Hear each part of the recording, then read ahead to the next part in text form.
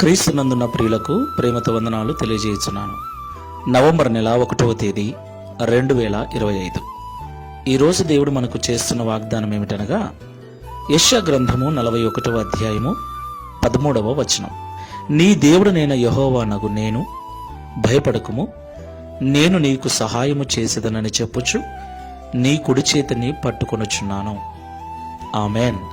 నా ప్రియులారా, మనము మన పిల్లల్ని నడిపించేటప్పుడు వారి చేతిని పట్టుకుని నడిపిస్తాం. ఎందుకు? వారు కింద పడతారని.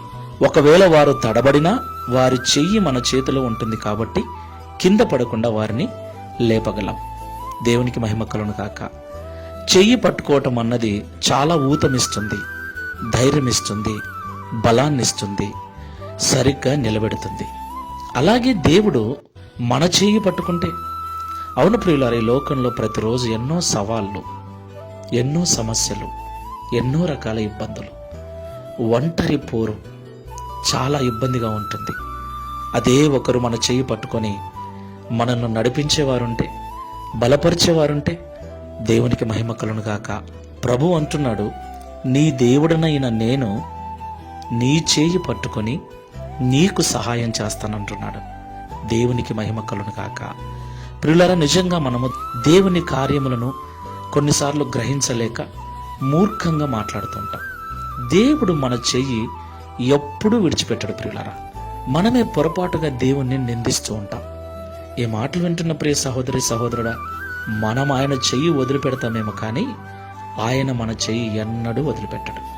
కాబట్టి ఆయన చెయ్యి పట్టుకోవటం మానేసి ఆయనకు మన చేతిని అందిద్దాం. మన జీవితాన్ని ఆయన చేతుల్లో పెడదాం. ఆయనే నడిపిస్తాడు, సహాయం చేస్తాడు, అద్దరికి చేరుస్తాడు. ప్రార్థన చేసుకుందాం. నిత్యుడు వగు తండ్రి, సమాధానకర్తవైన యేసయ్య, మీకు స్తోత్రాలయ్యా. ఈ ఉదయకాల సమయంలో అనేక మాటల ద్వారా మమ్మల్ని బలపరిచినందుకు స్తోత్రములు. నిజమే తండ్రి, కొన్నిసార్లు మా జీవిత ప్రయాణం ఏమవుతుందో అనిపిస్తుంది. ఎవరో ఒకరు సహాయం చేసేవారు ఉంటే బాగుంటుంది అనిపిస్తుంది.